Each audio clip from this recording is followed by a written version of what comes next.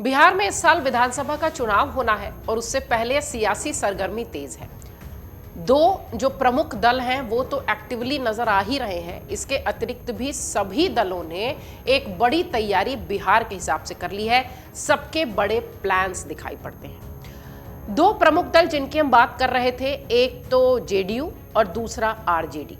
ये वो दोनों क्षेत्रीय दल हैं जो कि बिहार के अस्तित्व को बनाए भी रखते हैं और एक तरीके से समझिए कि बिहार की सियासत में एक मजबूत पिलर की तरह नजर आते हैं राजनीतिक दल के रूप में। जेडीयू की अगर बात करें तो वो फिलहाल अभी जिस तरीके से नीतीश कुमार उसको संचालित कर रहे हैं, जिस तरीके से नीतीश कुमार उस पर काम कर रहे हैं, वो एनडीए का हिस्सा है। ये सारी बातें तो चर्चा का विषय है ही, लेकिन आरजेडी यानी राष्ट्रीय जनता दल, ये जो दल है ये इस वक्त तेजस्वी यादव, लालू प्रसाद यादव के बेटे देख रहे हैं और बिहार के सीएम रह चुके लालू प्रसाद यादव इस वक्त सिर्फ और सिर्फ एक तरीके से कह लीजिए कि गाइड की भूमिका में नजर आ रहे हैं, जो कि तेजस्वी यादव को गाइड करते दिखाई पड़ रहे हैं। बिहार चुनाव में आरजेडी के लिए पूरी तरह से तेजस्वी यादव ही प्लान्स बना रहे हैं, तेजस्वी यादव ही तैयारियां कर रहे हैं। लेकिन लालू प्रसाद यादव के कुछ इस तरह के बयान पिछले दिनों आए हैं जो कि आरजेडी पर या यूं कहें कि तेजस्वी यादव पर थोड़ा सा भारी पड़ सकते हैं बिहार चुनाव के लिहाज से। लालू प्रसाद यादव बिहार विधानसभा चुनाव से पहले जून में 77 साल के हो रहे हैं। माना यह जा रहा है कि वो जब तक रहेंगे बिहार की राजनीति की धुरी बनकर रहेंगे। बिहार की सियासत उनके इर्द गिर्द घूमती दिखाई पड़ेगी। जैसा कि हमने शुरुआत में कहा कि वो गाइड की भूमिका में इन दिनों नजर आ रहे हैं। वो अपने बड़े बेटे को मंत्री और छोटे बेटे को उप मुख्यमंत्री भी बनवा चुके हैं। एक बार नहीं, दो बार हमने बिहार की राजनीति में ये देखा है। अब लालू प्रसाद यादव छोटे बेटे को कुर्सी दिलाने की बात भी कह रहे हैं। वो बीच बीच में अपनी बेटे के लिए मुसीबत तो खड़ी कर देते हैं, लेकिन हाँ, वो चाहते हैं कि वो मुख्यमंत्री बने। मुसीबत किस लिहाज से ये आपको बताते हैं।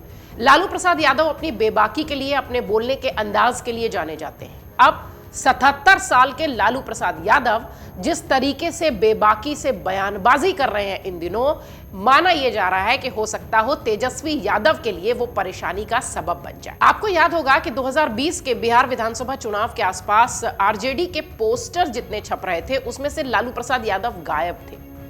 5 साल बाद वापस से तेजस्वी यादव को मजबूरी के तौर पर देखिए या जैसे देखिए, लालू यादव के साथ तेजस्वी यादव भी लगातार पोस्टर शेयर करते नजर आ रहे हैं और ये वो संकेत है जो ये बताता है कि तेजस्वी यादव आरजेडी का ही नेतृत्व करेंगे, या यूं कहें कि लालू प्रसाद यादव की ये मजबूरी भी हो सकती है। तेजस्वी यादव जिस तरीके से चुनावी मैदान में है, तेजस्वी यादव जिस तरीके से पूरी कमान आरजेडी की देख रहे हैं, उसमें अगर देखें तो लालू प्रसाद यादव के कुछ बयान उनकी परेशानियां बढ़ा सकते हैं। तेजस्वी यादव नई तरह की सियासत कर रहे हैं। उन्हें पता है कि उनकी जाति यानी यादवों का वोट ज्यादातर उनके साथ है और आगे भी बहुत बिखराव जैसा दिखाई नहीं देता है, इसलिए वो मजबूती के साथ अपनी बात रखते हुए नजर आते हैं। भारतीय जनता पार्टी का डर कायम रहने के कारण ज्यादातर मुसलमान अब उनके वोटर भी हो चुके हैं, यानी वो MY फैक्टर जो हम उत्तर प्रदेश में अखिलेश यादव के लिए कहते थे,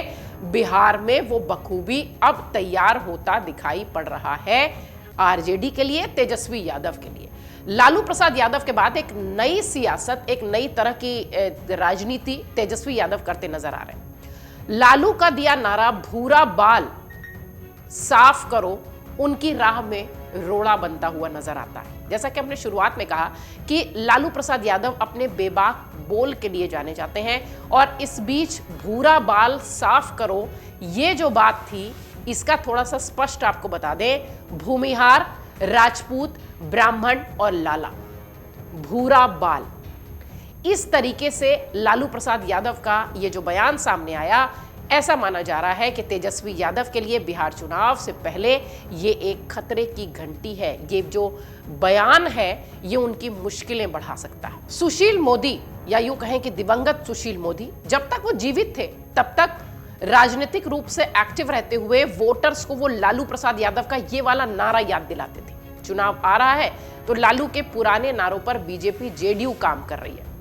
उस समय का वीडियो नहीं है, लेकिन खबरें खोजकर खूब वायरल हो रही। तेजस्वी भी जानते हैं कि इस नारे के कारण उनके पैर कई बार बंध जा रहे हैं। इसके बाद अगर देखिए तो हाल ही में लालू प्रसाद यादव ने कुंभ को लेकर कुछ बयान दिया। उन्होंने कहा कि कुंभ फालतू है। लालू यादव की पत्नी राबड़ी देवी और बेटों के साथ बीच बीच में मंदिरों की परिक्रमा करते हुए वो जरूर नजर आए हैं, लेकिन उनके सनातन विरोधी बयानों के कारण तेजस्वी के लिए बार बार मुसीबतें आ रही हैं। तेजस्वी यादव सब कुछ सोचकर बोल रहे हैं, जबकि लालू हमेशा विवादित बयान दे रहे हैं।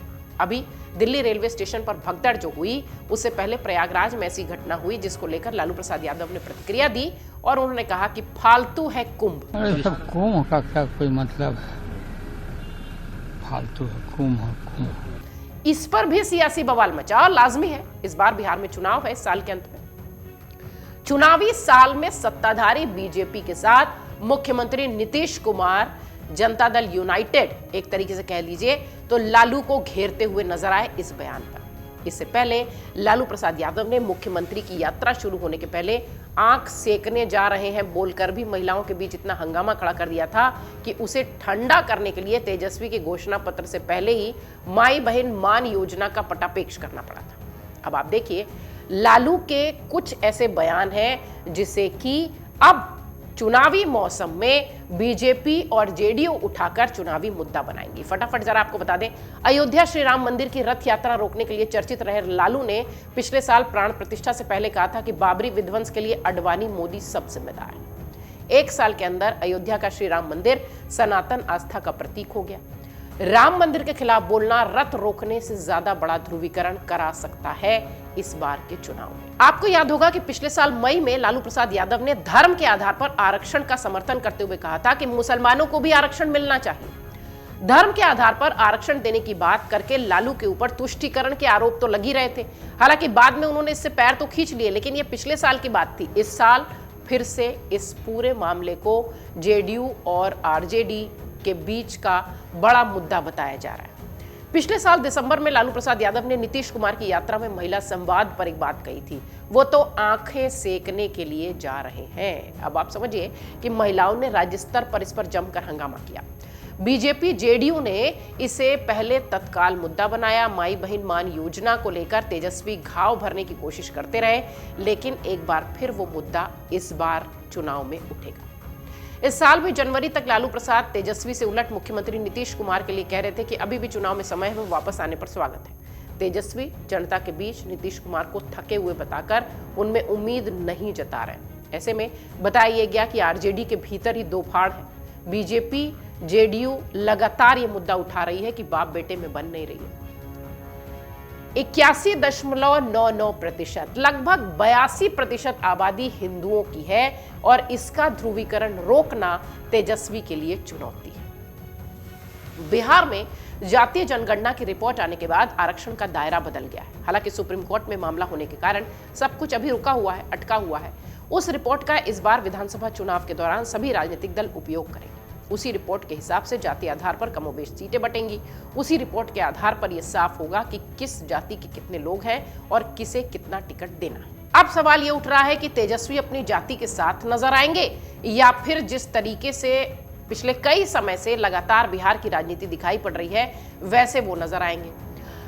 वैसे तो लालू प्रसाद यादव का जो फॉर्मूला है कि जो भूरा बाल, जो हम अभी जिसका जिक्र कर रहे थे, लेकिन अगर देखिए तो हिंदू धर्म की बाकी जातियों के साथ यादवों के अंतर भी कट्टर सनातन की जो बातें हैं वो लालू के बयानों के कारण तेजस्वी यादव के लिए परेशानी का सबब बने हुए। कुंभ फालतू है वाली बात अभी हाल में निकली है, जिसमें बीजेपी इसकी तैयारी में है, क्योंकि जातीय जनगणना की रिपोर्ट ये कह चुकी है कि बिहार में 82% के आसपास हिंदू हैं। इस्लाम धर्म को मानने वाले मात्र 17% लोग हैं। शेष ईसाई, सिख, बौद्ध और अन्य धर्मों को मानने वाले हैं, जिनकी संख्या लगभग 1% के आसपास होती है। अब ये जातीय जनगणना के हिसाब से अगर पार्टियां तैयारी करें तो आप देखिए ये सनातन विरोधी वाला जो एंगल है या सनातन विरोधी वाले जो बयान है लालू प्रसाद यादव के, वो निश्चित तौर पर तेजस्वी यादव के लिए रास्ते का रोड़ा बनते हुए नजर आएंगे। अमर उजाला जीवांजलि के सारथी की मदद लें और महाकुंभ में स्नान जरूर करें।